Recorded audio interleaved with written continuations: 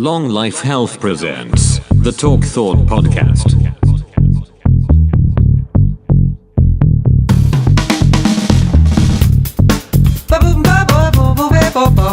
You're listening to the Talk Thought Podcast, sponsored by Fucking Nothing.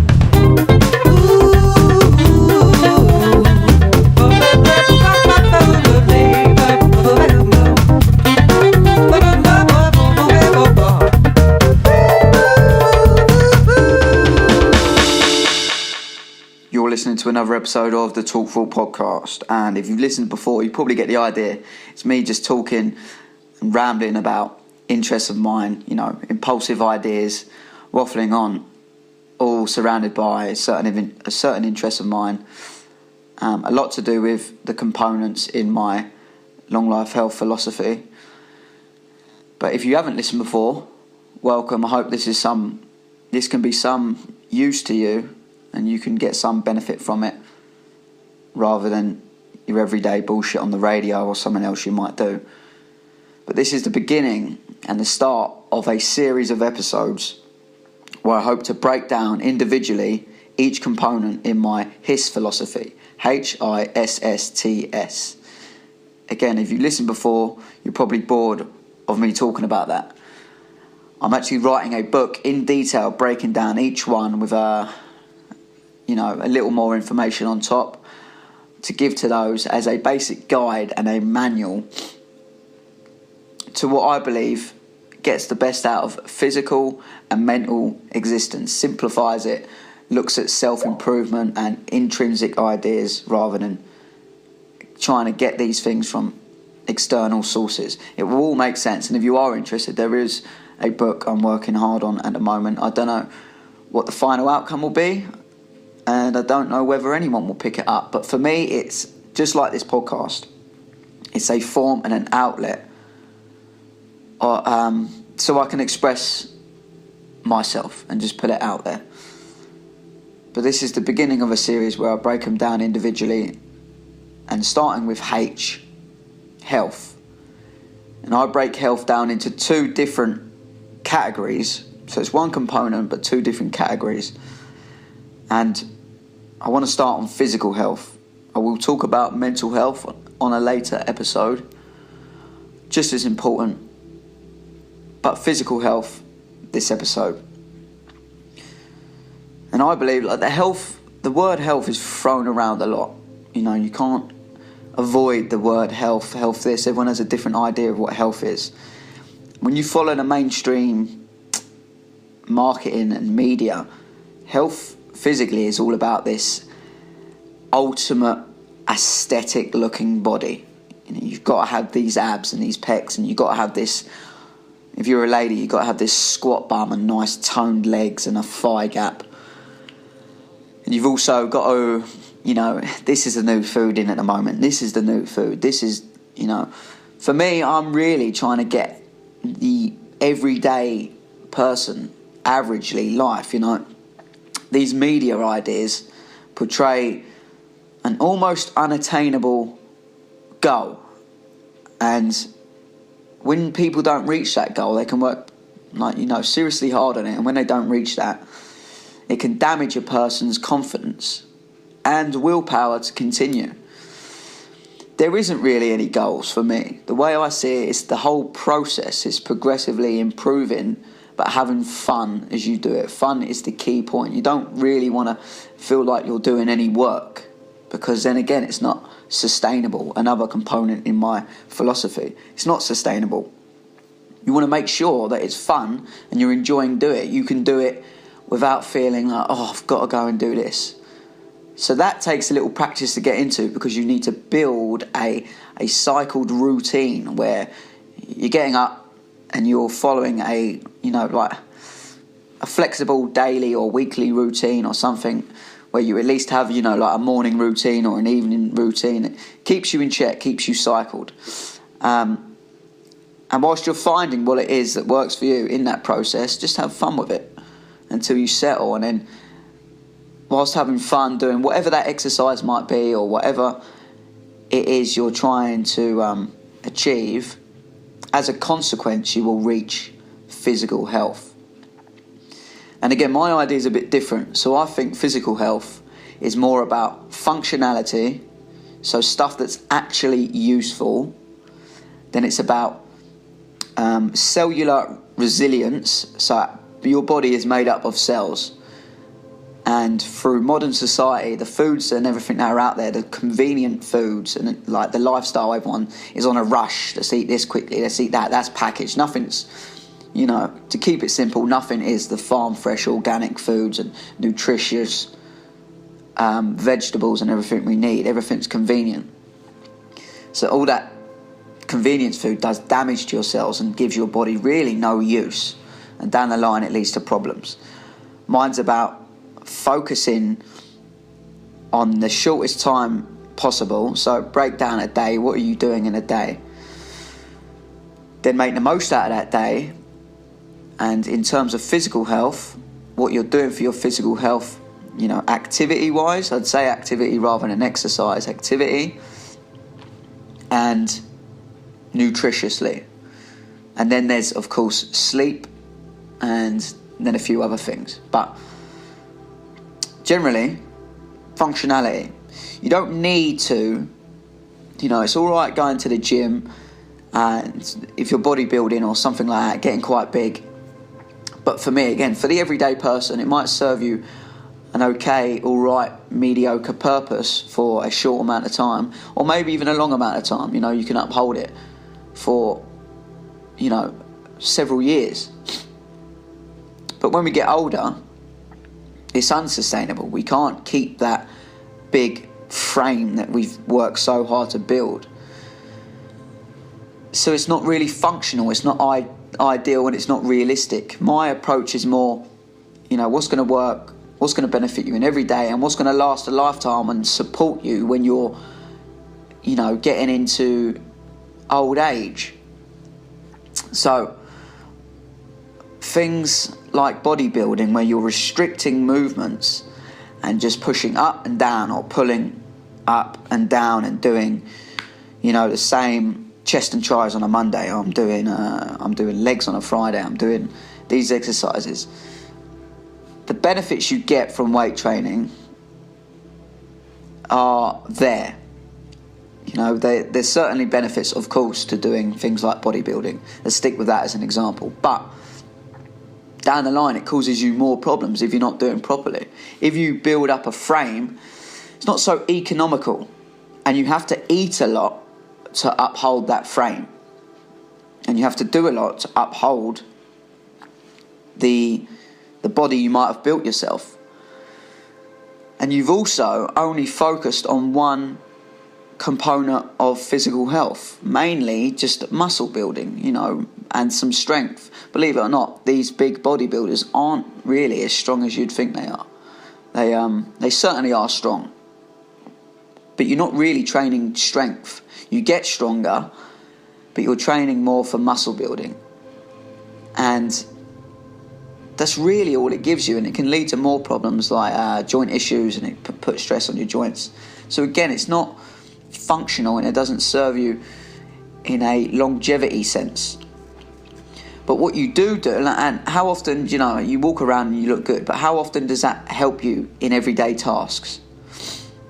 Now, the only time this, I think, differs is if you are a particular individual that is earning an income from a specific thing. So you should focus on one thing in particular if that one thing in particular is your profession. So if you're a professional athlete, if you're a professional bodybuilder in this case, go for it. You know, it serves you a purpose. That is, you know, what you like to do is bringing you an income, and etc., etc., etc. You know, I'm not against that. Everyone's an individual and everyone has their own everyday life. But if you're bodybuilding because you think that's just keeping you fit and healthy, it does to an extent, a lot more than someone sat on their arse. But you want to look out for your entire life and have as many benefits as possible. And don't just focus on that aesthetics, you know. What's the point of having a large, bulky frame if you can't scratch your back?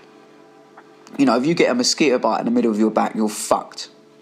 because you're so bulky, you ain't got the flexibility to reach around and scratch your back or something stupid like that, and you stiffen up, etc., etc., etc. So in everyday life and situations, if you are for some reason, barged over or you twist your ankle, you're likely to, cause yourself an injury. Whereas if you was to be in a daily practice of a functional activities where you're moving around a lot and you're building up your body's resilience for all different types of situations, realistic situations with a lot more body work that has a lot more range of movement, these exercises that have a lot more range of movement, that serves more a functional purpose, and it doesn't focus totally on muscle building. You gain so many benefits from doing things like movement training, even things like parkour, even gymnastic strength training is a fantastic one, because you do build up the strength, the flexibility, the mobility,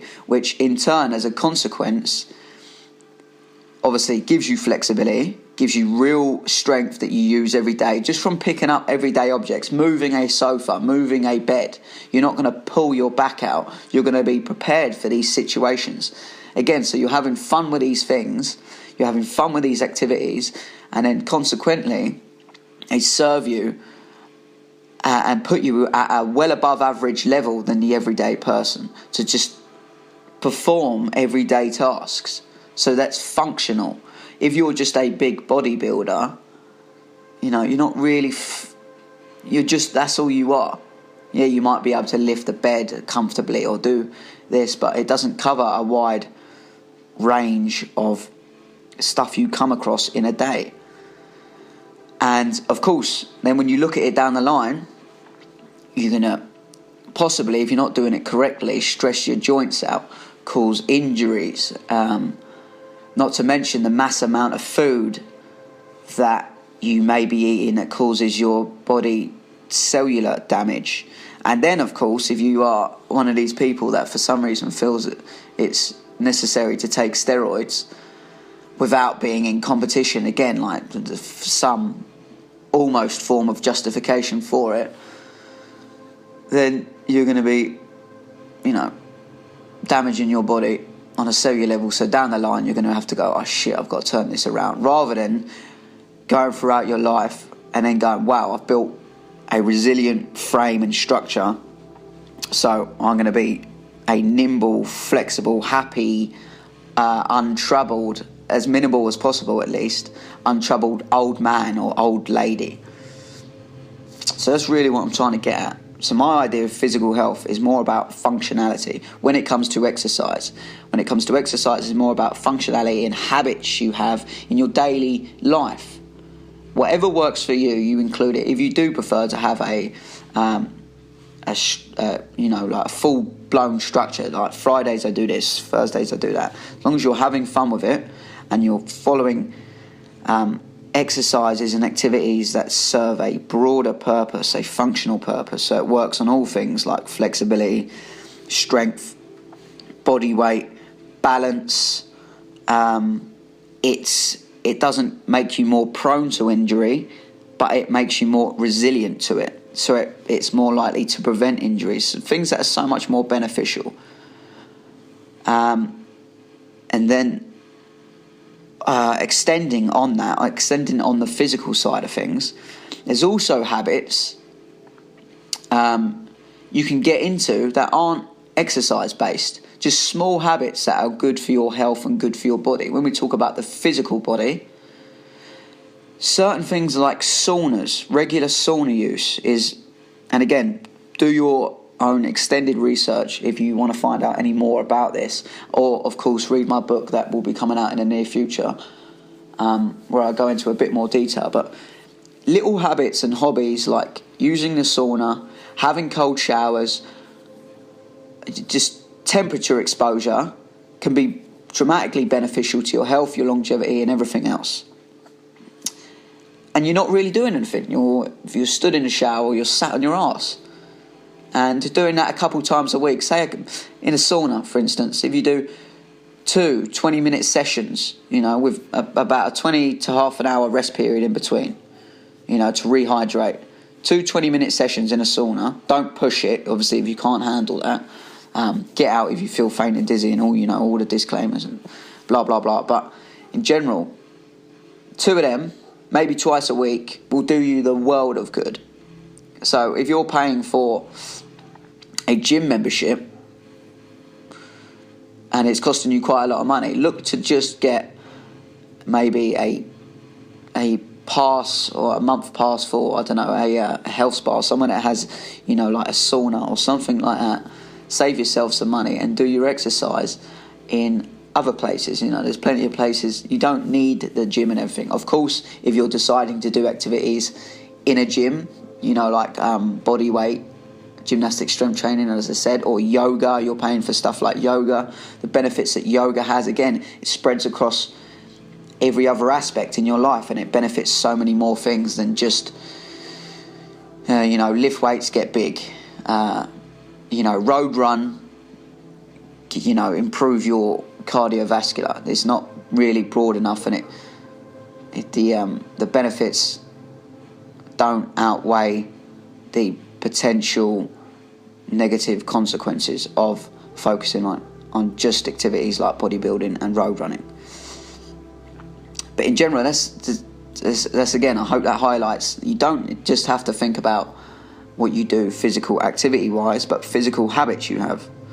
So like the temperature exposure and just having cold showers, just turn your shower cold, build yourself up to it, transition into it comfortably if you've never done it before, but just turn it on for up to a couple of minutes, as cold as it can be, and look what that does for your life if you include that into your daily routine.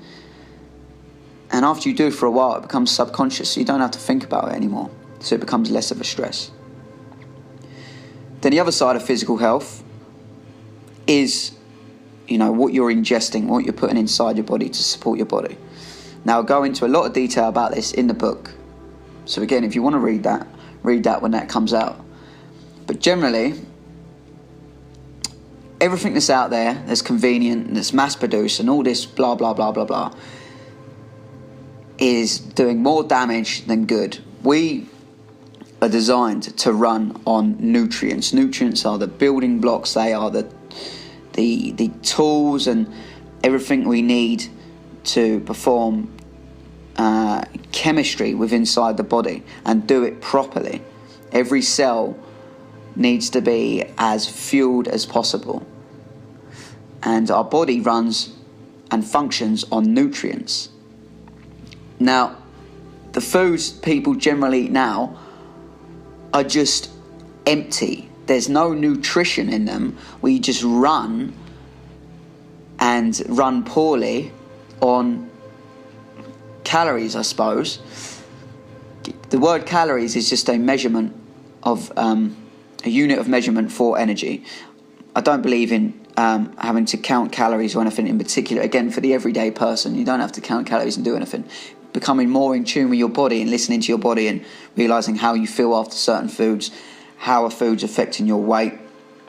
That's the best way to do it. Again, it's just use that as a reference to progressively get to your baseline level, your happy, natural level. But with the foods that are out there, they're full of shit, packed full of shit. And not only is it empty, they come added with all these things that destroy our cells. So there's obviously left, right and centre, everywhere you look nowadays, this causes cancer, that causes cancer, this leads to diabetes. In accumulation of all these things, yes, they cause those triggers. Don't be scared by one thing. Like if one article says, all of a sudden, Red Bull causes cancer. As an example, I don't know whether that's true, but take from it the fact, the ingredients within that, the accumulation of drinking that all the time on a daily basis, on top of everything else, really ups your chances of getting cancer. It's never so black and white as Red Bull causes cancer. If you drink a can of Red Bull, you'll instantly get a tumour on your ass. It's not going to happen like that. It's the accumulation of everything. And where the damage comes and why there's an epidemic of, physical health crisis is because the accumulation of everyone's diet It's not only empty and serves no nutritious purpose, it comes along with all these bullshit added things to meet the requirements of everyday life. So it's mass-produced foods, it's foods with shelf life, and it's foods that, are quick, cheap, convenient. If you notice, if you ever try and eat healthy, it's a bit more expensive. You can do it intelligently, so it's not really any different, but in general, it's more expensive, which is a pain in the arse. And the everyday lifestyle of everyone, again, the stresses of work and all the shit of family and kids and whatever your situation is, as if you're gonna struggle to find time if you're working so hard. So the quick option is to go to a fast food chain, is to buy crappy food in the cupboard all the time, to surround yourself with that. And even with your best intentions to change that, the marketing and the media around it all leads you down a darker hole. So even when you think you're doing good, like diet this, diet that, it's still empty bullshit. And oftentimes it leads you down a worse situation because of these artificial sweeteners that do directly link to cancer and everything on top of that. When you're having it on in accumulation, that becomes the bulk of your diet. Just bullshit. And then you'll never be able to change that because you're not eating the right foods. Don't be too hard on yourself because that's the way the system we're in. It's really hard to break out of it. But once we do progressively, again, accept where you are, be happy, but progressively work to make better decisions coming out of it. So it's just simply one thing at a time, as much as you can do every day, a day at a time, and work into better habits where you're eating food that serves a purpose and you're moving away from it, because it's incredibly difficult to do when you follow the cycle. I've had a really long day, a really long week, let's just get it this week, let's just get a takeaway, let's just do this, let's get this bullshit food, I can't afford this week.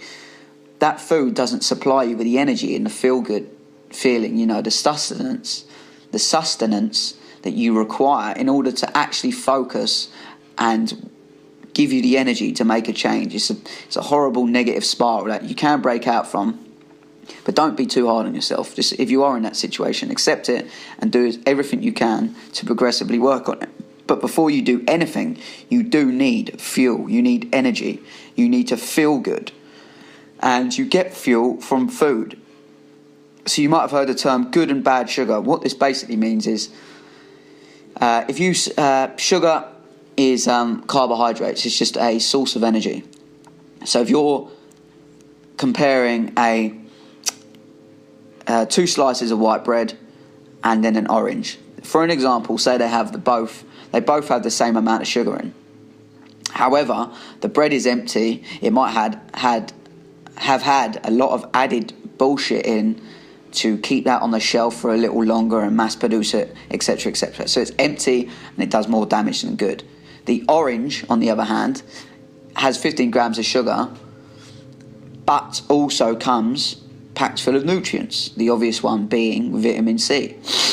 So what you want to do is focus on nutrient-rich food rather than, don't ever think about calories, focus on nutrients, and then in turn, these basic principles, once you start following, you'll go, oh, wow, I can feel a lot better. Oh, shit, I was in basically a mild hangover day in, day out.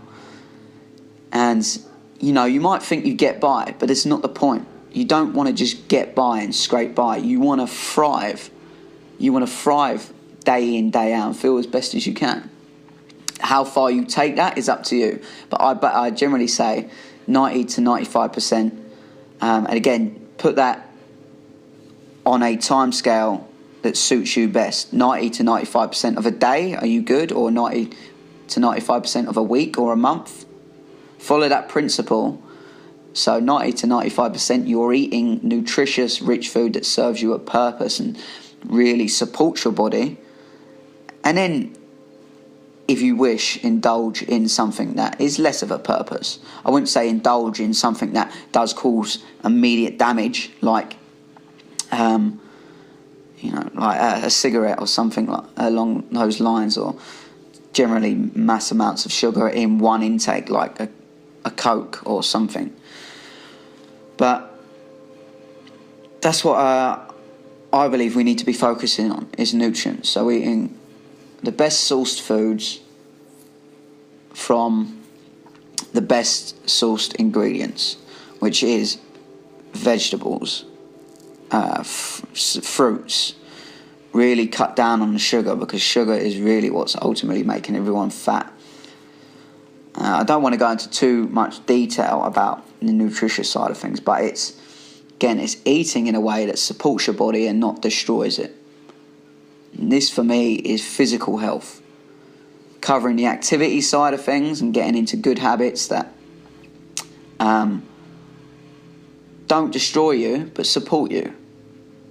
So if you do that, a couple times a week with a sauna, if you do, 2 or 3 times a week, you do some gymnastic strength training or yoga or something similar, or even changing habits if you work at an office, sitting down is terribly bad for you. Like, sitting down isn't bad, but sitting down for an extended period of time is bad. Anything for an extended period of time is bad. So maybe just swapping little habits just to improve, swap something you're doing for a certain period of time for something more beneficial. So if you're sat down, have a standing workstation or something like that. Just getting into these habits and making them part of your life. It's not hard work. It shouldn't feel like a chore. You just progressively work on it until this becomes your thing, your lifestyle. And then following that, you sort of begin to cover physical health. And my idea of physical health. It's obviously a lot more complex, which is why I'm writing the book, but in general you do that. And then once you do that, your physical body, once everything's looks after each other and it's in a good beneficial state, everything else becomes easier. So believe it or not, the healthier you are, the easier it is to be healthy. Of course, it sounds obvious, but it's basically highlighting the fact if you're currently unhealthy, it's going to be difficult at first, but just accept it. Accept every situation you're in. You can't change it. You are in it. Fully take it on board and go, right, I am here. I am not healthy. I want to do better. And then just work on it the best you can. And then along that path, you'll fail and get setbacks. It doesn't matter, because you can't do anything about them. Failure isn't failure. Failure is feedback. Just take it on board, take it on the chin and go, oh, all right, I can't get away with that. Or, oh, all right, this was too hard. I'll try this in a different way. Whatever it is, have a better outlook and just keep moving forward. Progressively move forward. Once you get into the idea, if you don't let failure set you back and stop you and keep you stationary, which is so counterproductive, and you get into the habit of, oh, I failed today, I know what better to do tomorrow. If you get onto this mind frame, when you consider everything you're doing physically, you have a good day, then you have a good week, then you have a good month. And your time, the time spent doing stuff, just living, is so much more productive towards your physical health, rather than trying to do something every now and then, like, oh, I'm going to go on this diet, or I'm going to start this exercise. Not having enough to set it up and sustain it, and then failing and not keeping at it and going, oh, I can't do it. Thinking negatively and staying stationary. There's no goals. It's just a progressive thing. There's never a finish line. You just keep going at it. And that's it, really. Like, that's my idea of physical health, is just covering those good habits. And I suppose at the end of the day, like, water is something I should address along with nutrition. Nutrition is eating nutrient-rich foods. Dark leafy green vegetables, well-sourced proteins, loads and loads of healthy fat. Try and, again, there's 2 ways to eat, to gain energy. You can get it from carbohydrates or fat. When you eat fat, it forces you to eat more nutritious foods, and you do a lot of good to your energy levels, a lot more stuff towards your health if you're eating fat for energy. You can, of course, eat carbohydrates for energy, but in general, stick to sweet potatoes. I'll just label them sweet potatoes or yams, butternut squashes, and then vegetables and fruit. Don't go overboard on the fruit, because again, you end up having too much sugar.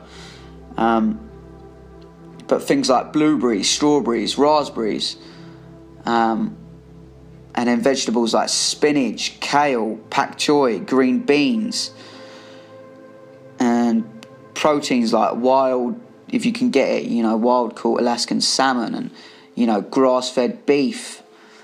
And then start eating more healthy fats like grass-fed butters, and start eating avocados. Eat a shitload of avocados.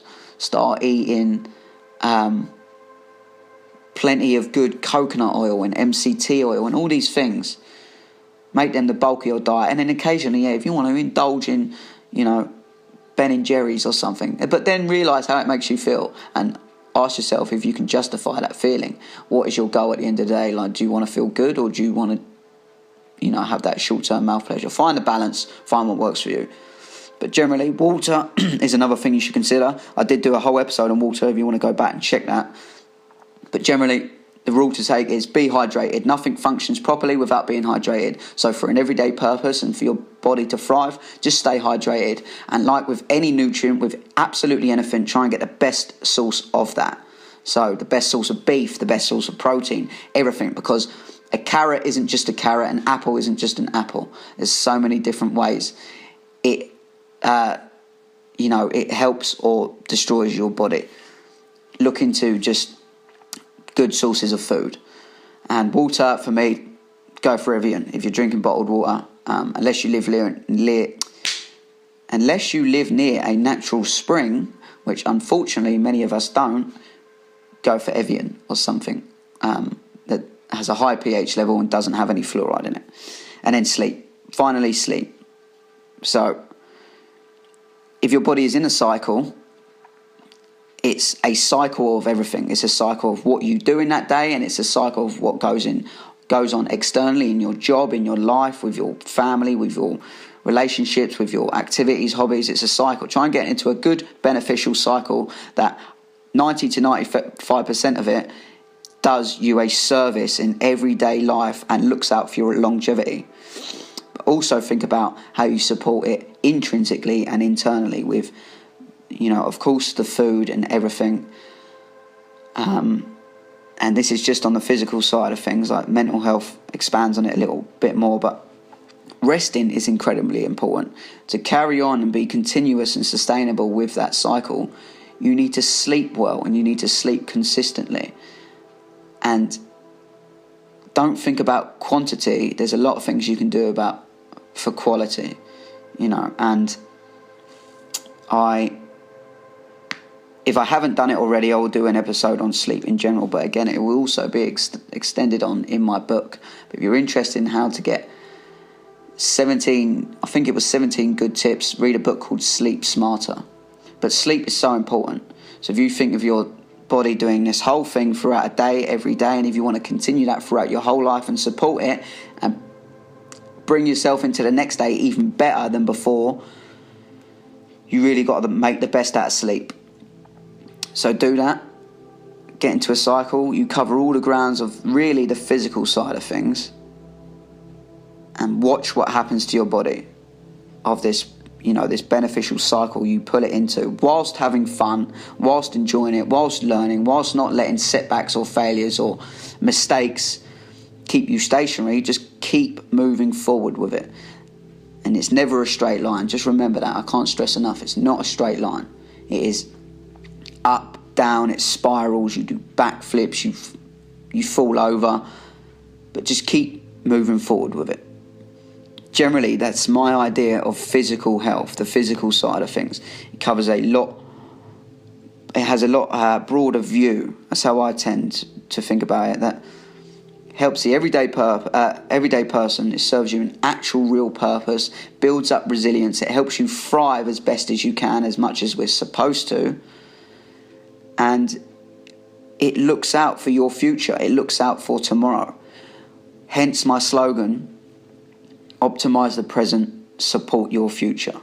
The last thing you want to do is wait around and wait for a health scare like a heart attack or diabetes or something along those lines to kick you up the arse enough to start changing your lifestyle then. No. Progressively work into a better one so you prevent all these things down the line, or at least dramatically increase your chances of not having them. But I hope that it's beneficial to you. That's my idea of physical health. Again, this is a series where I'll break down each component in my HISS philosophy. I will talk about mental health next, and then I'll go on to talk about my idea of integrity and its importance, surroundings, serenity, time management, and sustainability. Once you focus on all of these in a day progressively and you start to get them in line with each other, which takes time, you will really thrive as a person. You are your own unique little imprint on the world, existence, life, the universe, whatever you want to call it. Make the best of it. Reach your potential, because no one will do it for you. I hope that helps. It was a bit long, 36 minutes or so. I can't. Verbal diarrhea, that's what I have. Tune into the next episode. If this helps, give me some feedback. As always, look forward to releasing the book and maybe getting some feedback on that as well. I'm currently over 10,000 words on the first section. I haven't even finished, but maybe it's just going to be again a form of expression for me. But blah blah blah. Thanks for listening. I'll see you on the mental health episode. Safe.